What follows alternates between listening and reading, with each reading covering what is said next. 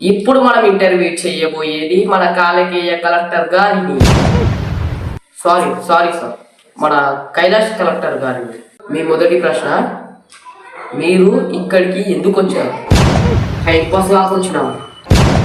Time పాస్కి వచ్చినవా? ఓ sorry sir, sorry, మంచిది sir. మీ రెండవ ప్రశ్న, అసలు మీరు కలెక్టర్ ఎందుకు అయ్యారు?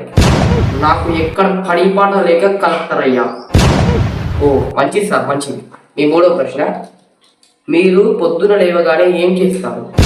నేను పొద్దున లేవగానే 10 షేర్ల పాలు తాగుతా, మధ్యాహ్నం గొర్రెలు కాస్తా, సాయంత్రం గారెలు కాస్తా.